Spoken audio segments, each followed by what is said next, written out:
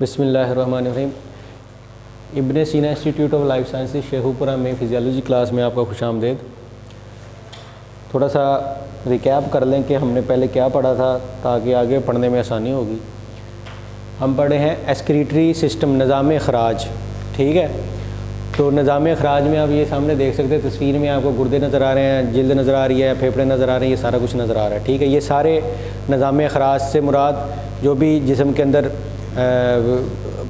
गंदे मादे होते हैं वो उसको निकालने के लिए ये काम सर अंजाम देते हैं, वो ज़रूरी है उनका निकास करना। ठीक है, नहीं तो जिस्म के लिए वो नुकसानदेह। जैसे यूरिया है, यूरिक एसिड है, सारा कुछ जो अमाइनो एसिड है। ठीक है, तो बाइल है, बाइल प्रोडक्शन है, वो उसको निकालना, और ये सारे मामला जो है ना इसमें हम पढ़ेंगे। तो इसमें जिल्द है, ये सिस्टम में दो चीज़ें हो रही है, कैटाबॉलिज्म, एनाबॉलिज्म। ये तालुमात आपस में इंटरेक्शन हो रही हैं। ये मामलात क्या कर रहे होते हैं कि जो हम खाते हैं उसके प्रोडक्ट तोड़ फोड़ करके छोटे कर देते हैं, या बड़े से छोटा बना देते हैं, छोटों से बड़ा।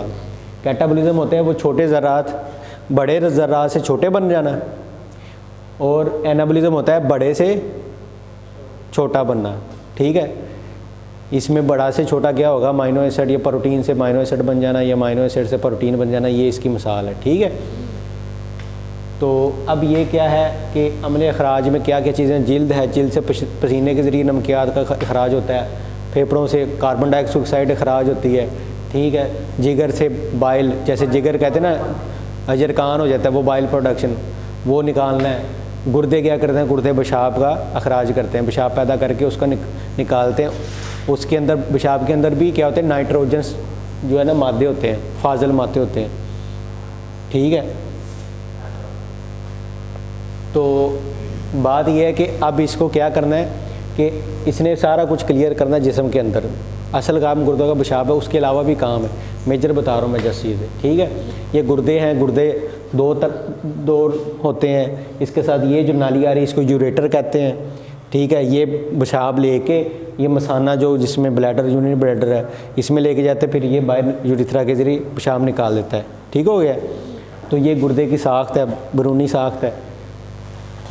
ये ऊपर आप तस्वीर देख सकते हो, वो यूरेटर की नज़र आ रही है। ठीक है, तो यही सारे कुछ है। ये गुर्दे के अहम मफाल, अभी मैंने हार्मोन कंट्रोल भी करता है, ब्लड प्रेशर भी करता है, सारे कुछ इसी तरह नमकियात का बैलेंस करता है, सारा पानी का भी बैलेंस करता है। ठीक है, तो ये आपके सामने मैं अभी बैरूनी साख्त बताई, लोबिया की शक्ल होती है, इन्होंने भी बताई है।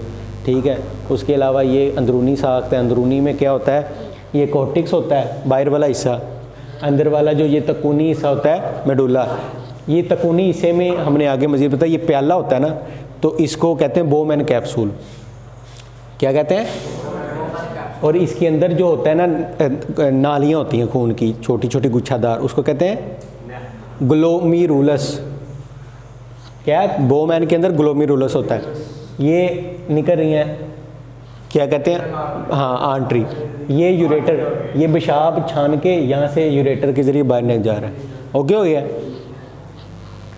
तो ये जो अब वही बता रहा था, ये वो तस्वीर आपको मैंने मज़ीद क्लियर कर दी। यहाँ से ये उसने निकाल लिया हिस्सा। ठीक है, तो ये क्या हो गया, ये ब्लड आ रहा है खून सफाई के लिए, सफाई होगी, ये पेशाब निकल रहा है, पेशाब निकल जाएगा, ये छानता है।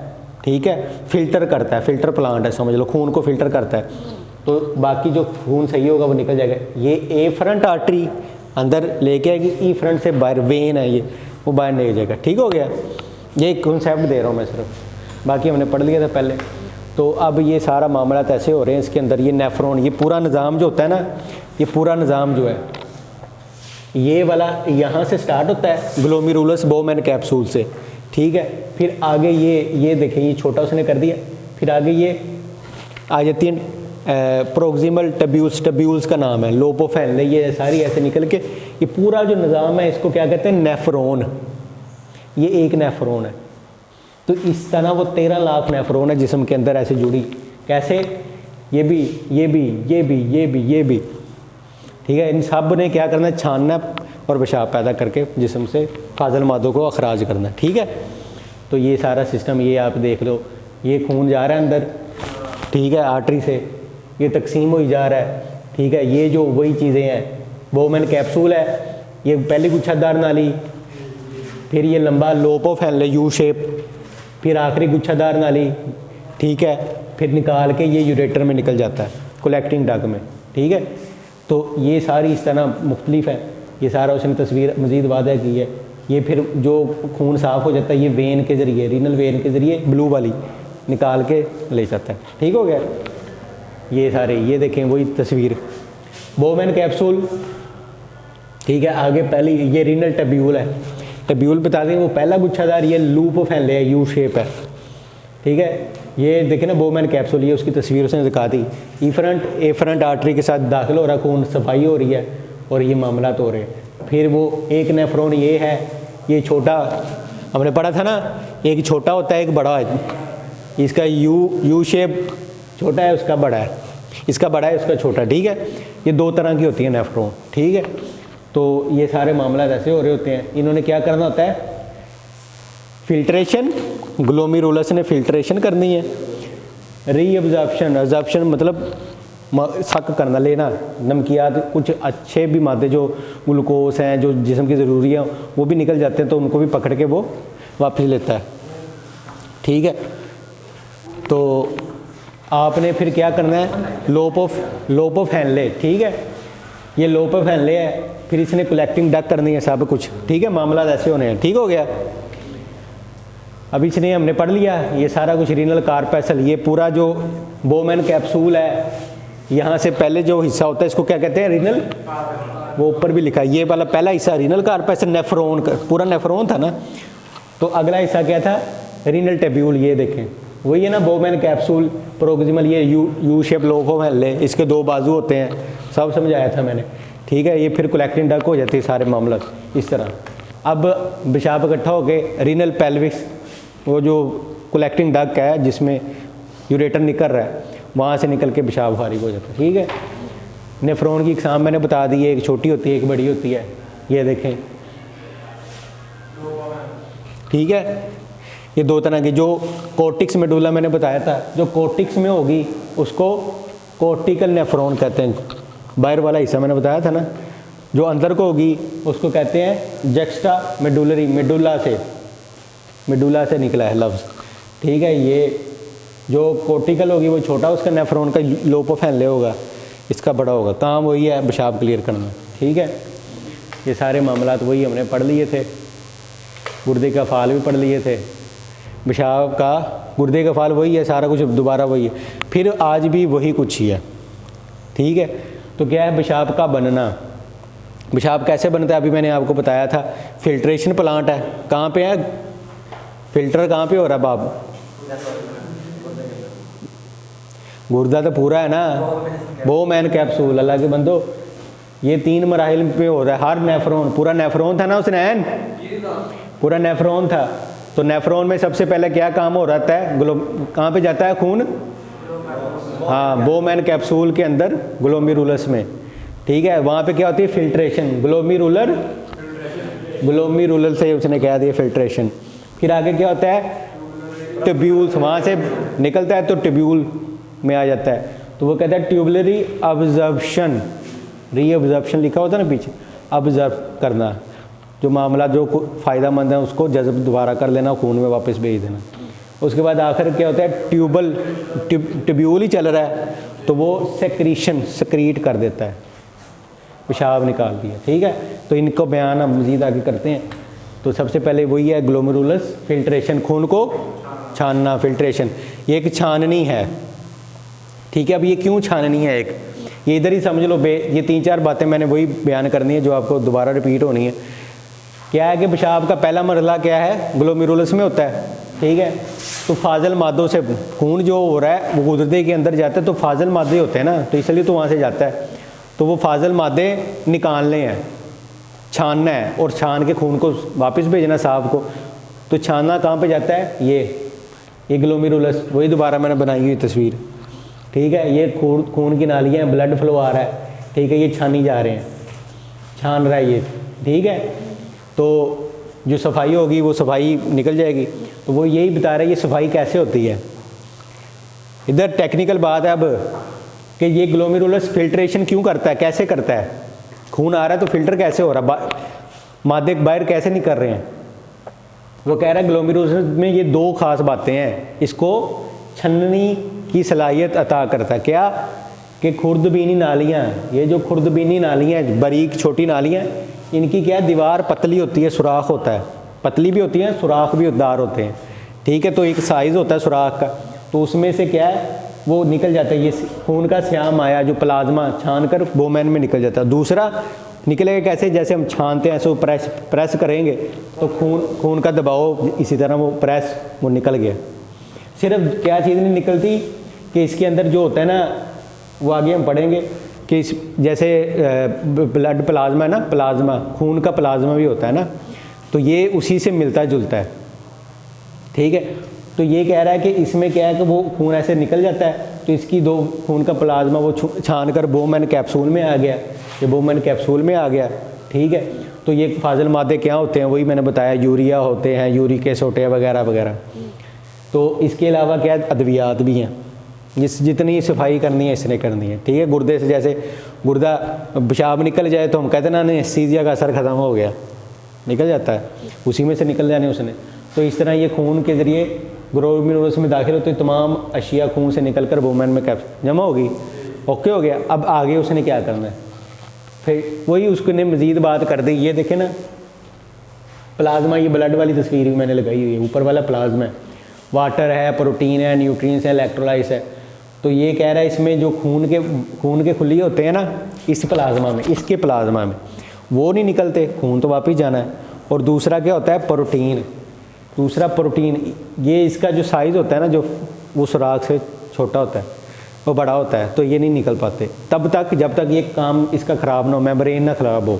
अब मेम्ब्रेन की बात ही वो कर रहा है कि मेम्ब्रेन जो ख़राब हो सकती है, उसको कह रहा है ग्लोमेरुलर फिल्टर या ग्लोमेरुलर मेम्ब्रेन, मेम्ब्रेन झिल्ली, ठीक है।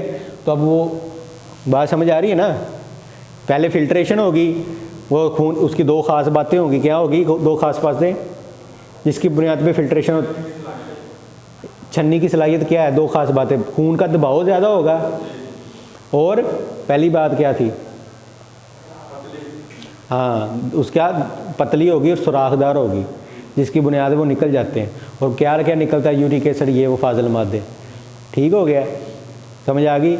तो अब वो कह रहे हैं ये मेम्ब्रेन, मतलब वो कह रहा है ग्लोमेरुलर की दीवार, मेम्ब्रेन क्या होती है, दीवार, बोमेन कैप्सूल की दीवार, ग्लोमेरुलस और बोमेन कैप्सूल दोनों की दीवारें क्या है, मिलकर एक फ़िल्टर बनाती हैं।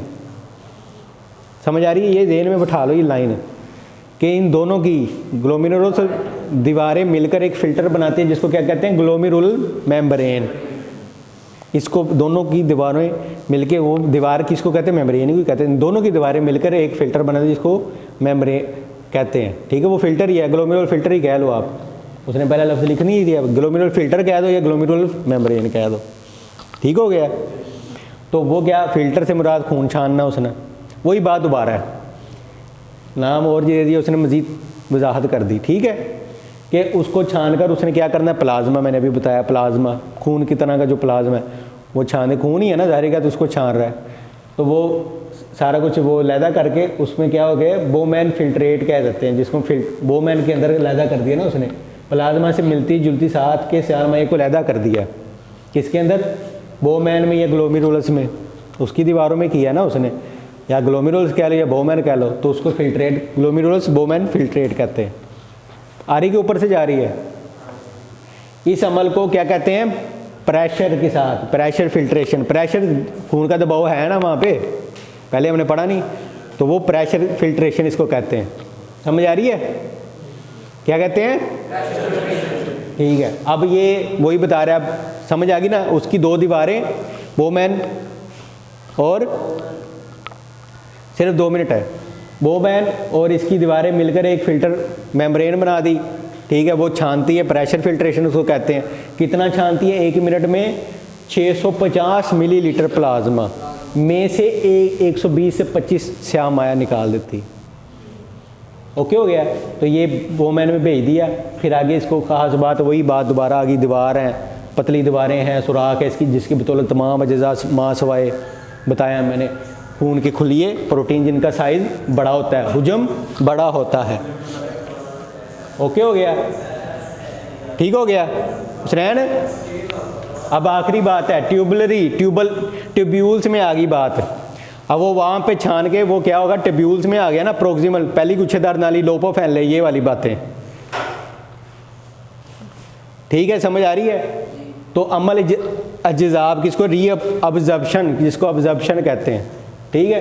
तो वो कह रहा है वही फिल्टर बोमैन स्पेस उसमें जमा था ना, वो निकल के ये समझ आ रही तस्वीर में, ये निकल के अब उसने क्या जाना है, फिल्ट्रेशन होगी, अब री अब्जॉर्प्शन होनी है, ठीक है। ये निकल के अब उसने क्या करना है, ग्लोमेरुलर फिल्टर है, नेफ्रॉन की अगला हिस्सा क्या है, पहली गुच्छेदार नाली जिसको हमने प्रोक्सिमल ट्यूब्यूल कहते थे, उसमें गया, उसमें फिल्ट्रेशन होगी, उसका क्या ट्यूबुलरी अब्जॉर्प्शन शुरू हो जाएगी।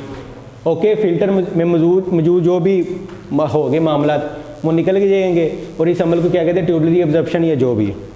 ओके, तो अब इसमें वही बातें दोबारा कि फिल्ट्रेट में फाजल मादे कौन से, पानी, ग्लूकोज, ठीक है, ठीक है। इनके ज़िया से बचने के लिए, ये ज़ाया ना हो जाए, इसलिए वो अब्जॉर्प्शन करते हैं।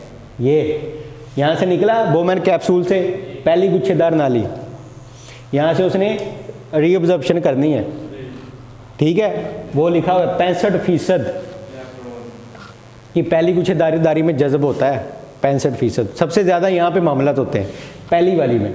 फिर ये दूसरी है लोपो फैले, ये आखिर वाली है।